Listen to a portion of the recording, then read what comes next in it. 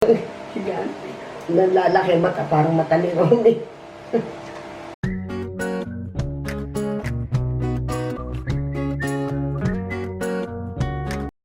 Magandang hapon po mga OFW katulad ko at mga nandito na rin po sa Pilipinas. Ngayon, nagpapasalamat po ako sa inyo sa pagdadasal nyo sa akin, sa payo nyo sa akin, kung ano yung dapat kong gawin, inumin, sinunod ko naman po. Ngayon, hindi na po ako masyadong napapaus. Kababalik lang po namin, galing naman Bulacan, from Baguio, Cainta, then Bulacan, then Cainta again. Ngayon, meron po ako sa inyo isi-share na iluluto. May mga nag-request po matagal na magluto raw ako ng mga exotic food. Naghanap po kami ng palaka dahil patubig kami sa mga palayan. Wala pong lumalabas na palaka kasi mga kakunti pa yung tubig. Kailangan marami po ng tubig yung mga pitangan bago lumabas. Pero sa baliwag po, pagdaan namin, ito po yung mga kuhol na tinatawag. Exotic food din po ito. Isa po ito sa mga gustong-gusto ko din. Ngayon, galing po ito yung Isabela. Ito po siya. Nilamas ko na po siya ng asin. Kasi ganyan po kami maglinis. Native po ito, hindi po yung tinatawag na imported. At saka ito po yung tinatawag na kabalyada. Pinutol-putol ko na po ang buntot, tinagataga ko, nilamas ko na asin. Diba? Pinakita sa inyo kasi marami pang trabaho, magulo. Ito nga, nagsugat-sugat na ng konti kamay ko. Pagkaroon ko. Ngayon, ang paggagamitin po natin mga ingredients dito, simple lang din po, pero napakasarap. Isa po ito sa gustong-gusto ko. Ito pong bawang, maraming bawang. At saka yung ginger, marami din. Sibuyas, marami. Kasi nga, hindi po tayo naglalagay ng pampasarap. At saka ito pong tanglad, lemongrass kung tawagin. Kangkong, at saka po yung gata, patis at saka asin. Nabanggit ko po yung pampasarap eka. Di po ba ini-insist ko po na pagkakarni, hindi na po natin dapat lagyan ng bechin o yung tinatawag na pampasarap. Hindi ko na po banggatin. Kasi may nag-comment po dahil inaano ko ro yung bakit ginagamit ko yung gamit ni Mama Sita dahil hindi naman po ako nag-ano ng mga pampasarap. Depende po yun, kasi yung ginamit na yun, hindi naman po bechin. Katulad po ng sinigang. May sisigang po ba natin yun ng hindi naman panahon kasi na sampalok na katulad ng ginagamit ko. At saka po yung bayabas, hindi panahon ng bayabas. Kaya may substitute po tayo, lalo po yung nasa ibang bansa. Kahit po ako, gumagamit ako noon. Ang ini-insist ko po, yung mga bechin at saka yung sinasabi nilang yung pampasarap, yun nga. Pero yun po, kailangan po natin kuhanin ang lasa ng sinigang. Paano po kung wala yun? Patis at bechin, patis at asin na ilalagay ko kung hindi natin lalagyan ng product ni Mama Sita na sampalok at saka bayabas. Palalabasin po natin yung sarap noon. Kung meron pong katulad nito, kumuha po kami sa bukid, pilit ko po talagang pinakuha sa kapatid ko. Hindi po aasin ito. Ito po sa farm natin nakuha. Ngayon, kaya po ako nagdala para ipakita sa inyo. Yan. At yung sampalok pong hilaw, dito meron. Pangilan-ilan lang. Pero doon po sa Baguio wala nakita. Yun, depende naman po yung katulad sa ibang bansa. Kaya po, ipinapaliwanag ko lang po dahil hindi na ako makasagot sa kanya kung gusto ko ito para pag napanood niya, maintindihan niya. Katulad po nito,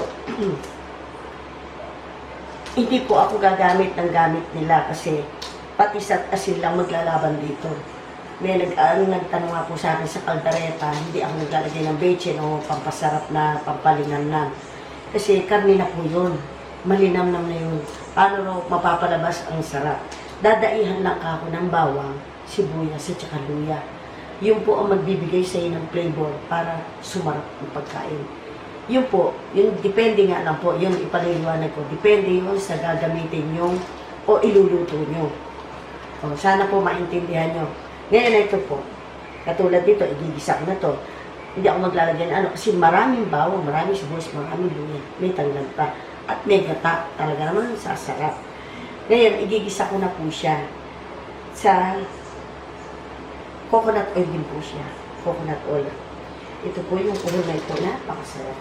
Ngayon, pinainit ko na po ito mantika, lalagay ko na po siya para maigisa na po natin.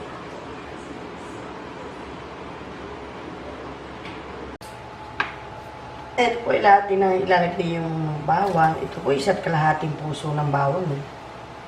Bakit parang hindi siya uminit-amin? Yun. Gigisa po natin siya ng mabuti.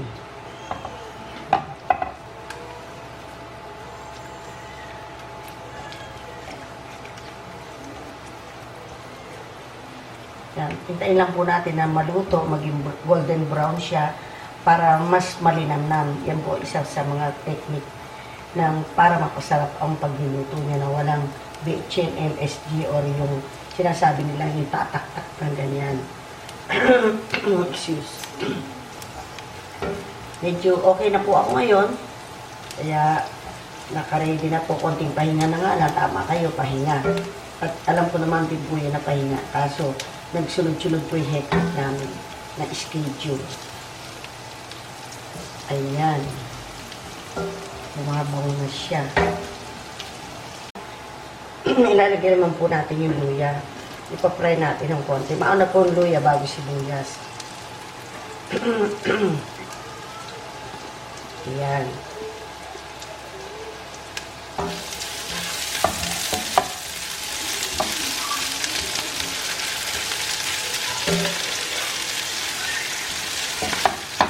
Lalagyan din po pala natin ng siling labuyo. Dahil sa gatang kuhol, masarap po maanghang.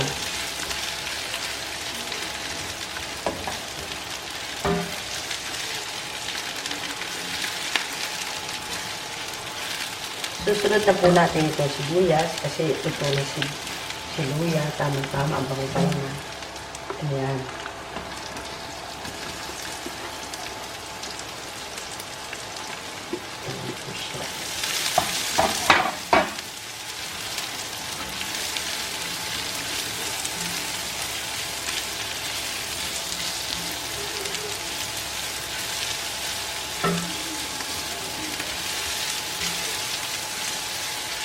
Ayan, isusunod na po natin si tanghad. Yan.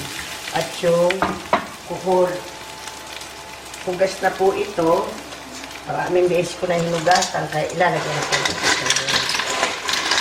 Ayan. Ayan po. Ngayon, sasabay na po natin yung patis.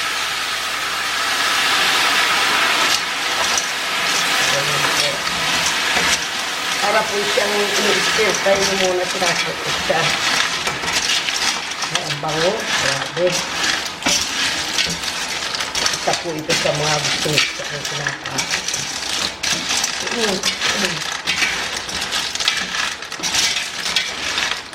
Ay, bango.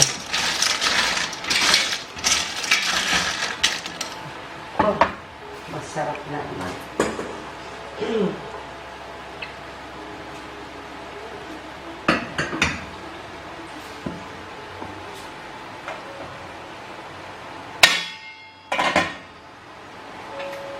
Lalagyan na po natin itong gata. Kasi madali lang naman po maluto iyan. Dadahan-dahanin lang po natin ang apoy. Kasi may baon tubig siya. Dadami siyang tubig. Eh, masarap po ito. Ako, 2 nyug po ito. Purong-purong kakong gata po ito. Kaya, mag-i-enjoy tayo sa pagkain ito. Pasensya na po kahit sa longganisa. Kasi ako yung matindi ubo ko nung pag nag-try po akong kumain. Talaga po, pag na, may mantika pala, may ubo, lalo kang ihip ang ubo kaya hindi na kami nagtitinan po.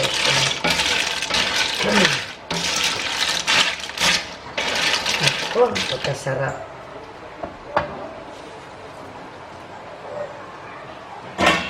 Pag po natin siya para maluto. Ayan.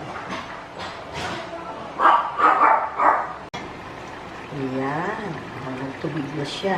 Kasi may baong po siyang tubig. Pero yung kakanggata, diniretso ko na po siya. Lalagay ko na po yung siling labuyo. Ito po siya. Kaya po marami. Kasi ang sili, hindi masyado maangang pagmamantikaan. Eh, ma-oil po yung gata. Kaya marami po ang dagan. Hindi pa nga po yung tatalat. Gusto ko pa para araw ako Bicolana. Kulang pa ito pero titikman ko mamaya. Hintayin muna natin po siyang maluto pa ng mga 15 minutes para matuyo-tuyo. Tapos lalagyan na po natin yung kangkong. Ay, sarap. Parang gusto ko ng tikman, maya na lang.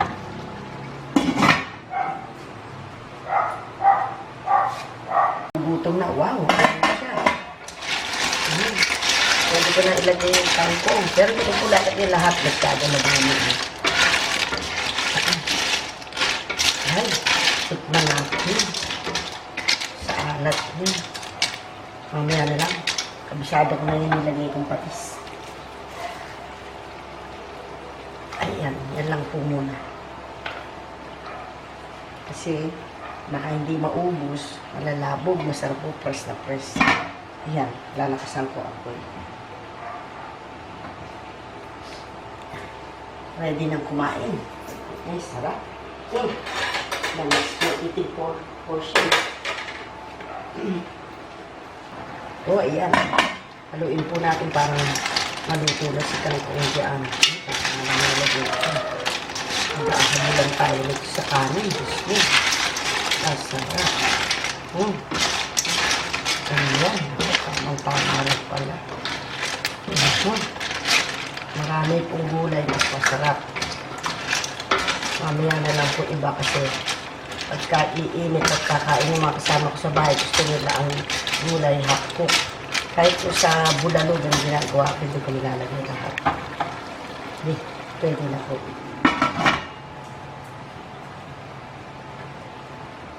Ito po, atin na po siyang sisintensyahan. Naku po, masarap. Naku, itong kangkong gusto ko dyan. Saka yung gulay na talaga. Yan na lang iba para crunchy pag kinain ng aking mga kasama sa bahay. Kasi ako mahilig din sa gulay. Itinira ko muna yung iba. Pagkakakain na lang sila, kanila kuhanin ang gulay. Ayan. Teka na pa ilagay yung gulay. Ayan sila. Uy, kasarap. Grabe. Ito na. Dito, mapatawa na naman kayo na miss niyo eating portion, ha. Baka matuyo. Ilagay natin linis, ha. Walang init. Pagkain na siya pwede init. Uy, kanami. Grabe. Ito po yung eating portion. Nagluto po ako, nagpahabol nito para makita nyo. Kasi noon nag-try po kami pero ubo ko na ubo kasi mamantika. Pagka maya ubo, kinat-cut na lang namin. Kaya ayan na. Tama-tama, pagsasabayin ko na po ito.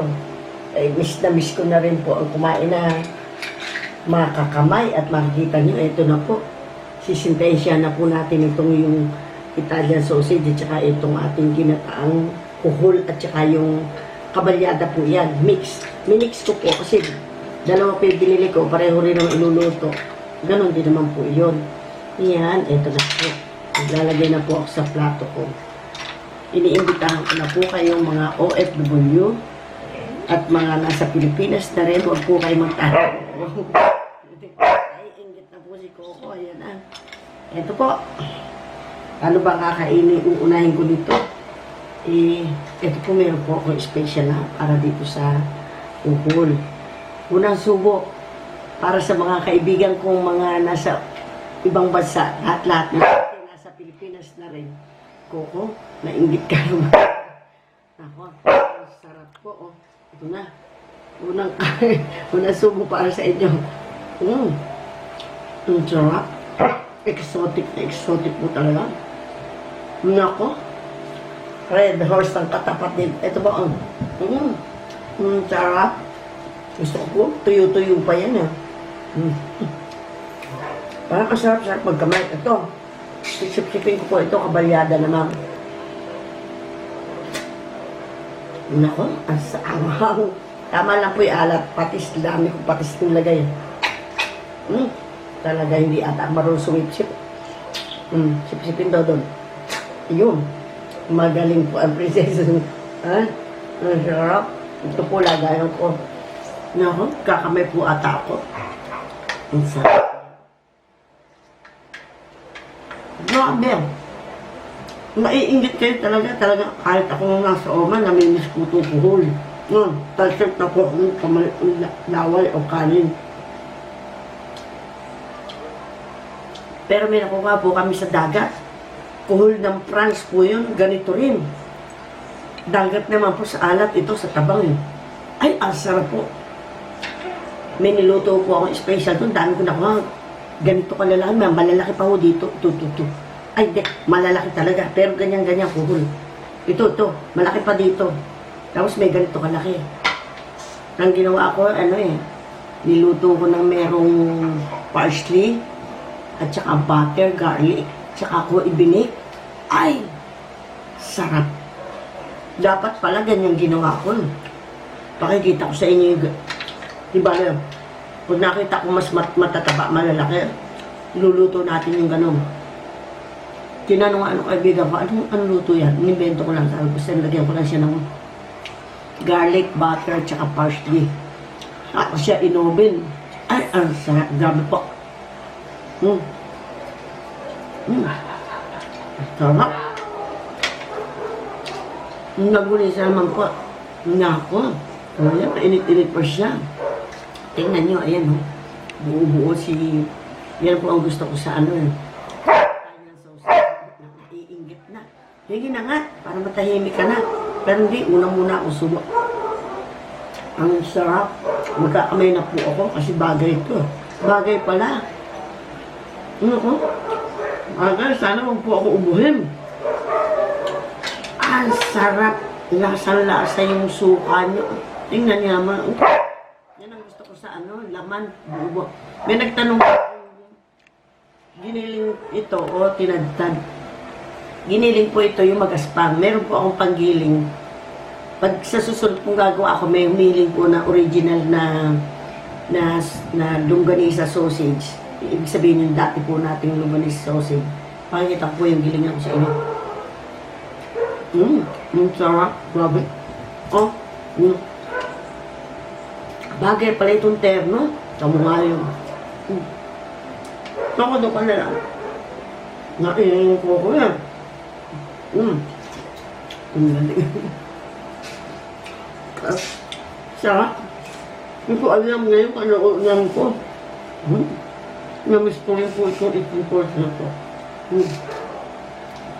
Yung bata ako, sinipsip ko to, muntik na mapunta. Nasala mo, tawa ng nanay ko. Sabi niya, kukontrolin mo yung pagsipsip. Ang galing sip yung lawanan nyo. Pero ito hindi, kasi hindi ko po siya lagyan ng butas. Kasi ito, putol, may hangin na pagsipsip mo. Diretso, sarap. Anta mo yung gata niya, sarap. Native po ito. Yung pong imported, hindi masarap. Kulay pink yun. Suwabe. Bagay na bagay, taga-terno sila. Kuko naman. Pero, pasensya na kayo ako ng gugulo. Bigay na isa doon.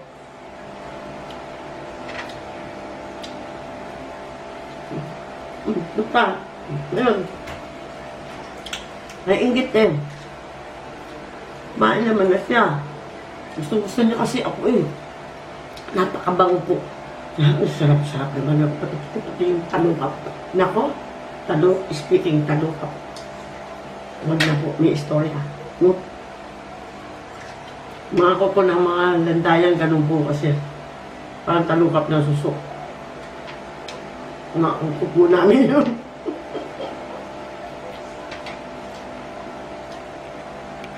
Ay, ito po.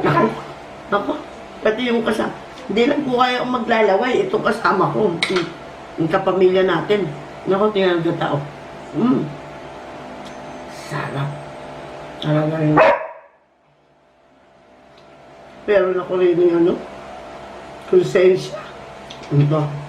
Sarap. Mamimiss nyo Pilipinas. Ewan ko lang. Pero yung mga France po, katulad si Oman, sa Alper, may tinitindang ganyan. May mga timpla na. Nasa siya. Kumbaga parang gourmet, gano'n. Mahal naman, grabe. Ay, sausage natin. Hindi ko po siya nilagyan ng tubig. Dahan-dahan lang ang apoy nagtubig. Kasi yung karne nahugasan. Tapos naprito siya sa sarili niya mantika.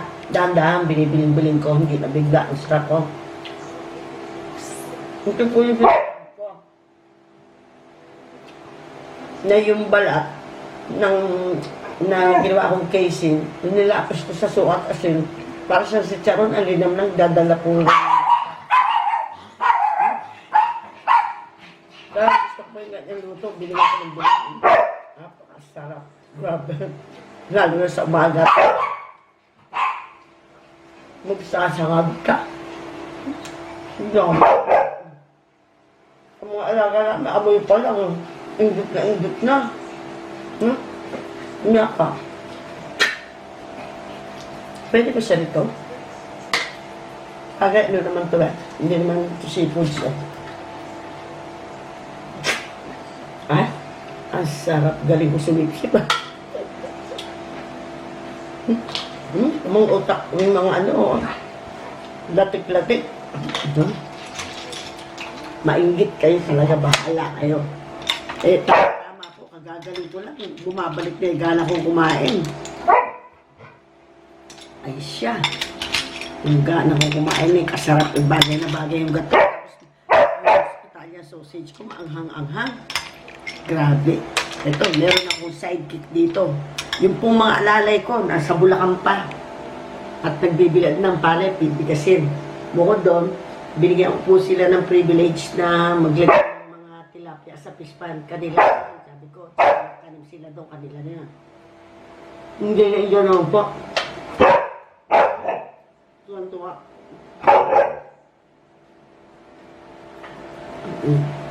Koko ha. Yung gitag, sumusundan. Tama na. Maanghang yan. Grabe, di ko alam kung anong bagay po pala. Isipin mo yun, nakadiscover na naman ako ang bagay ko. Kasi nabanggit nyo nga. Ba't hindi nagtikim ang portion doon? Inuubo po kasi ako noon eh. Alam niya lang, pag may ubo, pag may mantika, lalo inuubo. Di pa sa ubo ko, konti-konti. Tapos sumpong-sumpong. Patulad ka ngayon na sinumpong, kinat na lang na anak ko. Sarap.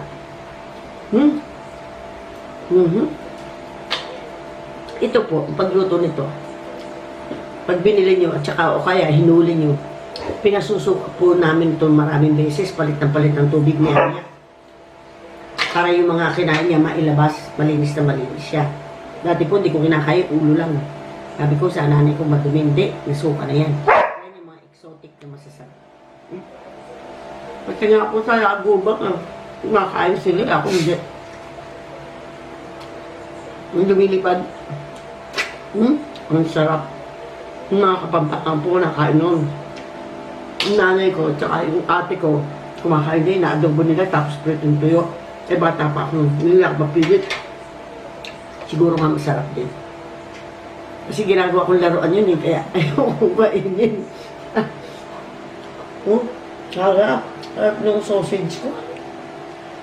Mahaya kayo mainggit ka ng pinatabaon. Itong luto po yan. Yung laki-laki nung ano yan, tapos dahan-dahan mimpis. Kasi nga yung taba, dahil naluto na yung kanya. Sarap, malutong-lutong yung ano yan. Yan yung ginagawa si Charong ng bituka. Dalawang klase paglilinis, di ba pinakita ko sa inyo? Lutong. Yung sarap. Gusto ko po yung malutong-lutong na ganyan. Yung sarap. Parang na ba ka? Grabe, dami ko na kinuha kanin, pero parang dito babalik pa ako, kaya mananaba. Wala muna po tayong shoutout niya kasi baka yung ano ko, pag nagsasalita ako matagal, inatake ng ubo. Yung susunod ko. Ngayon na po, nakailang take kami. Inubo ko na inubo eh. Kinat na lang po ng aking camera. Hindi naman po pwede ipusun kung luto ito dahil mamangangayayat ito. Pwede ko naman ilagay siya sa freezer. Kaya lang, gusto ko po buhay siya na iluluto. Mas masarap. Sundutin natin niya. Nagtago ang laman niya, oh. Uy, kasarap. Grabe. Naku, kung ako lang hindi inuubo. Red horse ang katapat to. Gusto ko sa red horse, malamig na malamig. Di atakahin na lang ako ubo. Palipas na nga yung buko. Ang sarap sauce. Naku. Ha? Pasensya na kayo. Hindi ko alam kung sa ibang bansa makakabili kayo niya.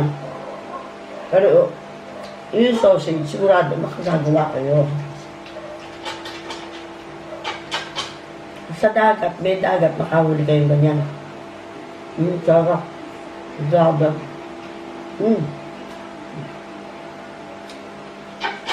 Ang sarap po ng sausage natin. Panalo. Ngayon nga, kung nasa probinsya ako, magpapagawa ako ng kalan na may, yung apoy, plano ko kung gawin yun eh. Kasi ganun nanay ko, apoy nakahawal. Nausukan siya. Pag nausukan po yan, napakasarap, grabe. Hindi nyo ibebenta pag natikman nyo, sabihin mo, kayo na lang kakain. Kasi ang kaalanan po namin ng araw, kahoy, ganun ginagawa namin ko. Kaya sabi ko nga, magpapagawa ako ng kalan na kahoy. Yung gagatuwang kahoy, para yung usok niya, magsasabit ako doon. Talagang iba ang yung parang nagiging smooth. Kanya sausage na siya, masarap yun. Ikaw, Coco, naku, gagalit sa'yo yung ating subscriber, mga viewers natin. Kasi, ang kulit mo raw. O, iyan, no? O, taba-taba. O, ito na. Grabe. Ang sarap. Gusto ko pa. Bahala na si Batman. Kasi, baboy ito. Ang sarap niya. Ang dami ko po lagyan na bawang. Yun po ang mga technique ng bawang pangita. Ay, oregano. Ito kaya po yung ano. Diba? Nagkukuha na atensyon. Pasensya na po kayo. Huwag kayong magagalit. Kasi ito po talaga, na-miss kami ng 2 linggo. Dahil pa ganun kami, Baguio, Bulacan siya, tao dito. Kaya nagkaganyan, miss na kami. Babay na po, pasensya po. Naghihingi po na attention to. Next time na lang po yung mga shoutout.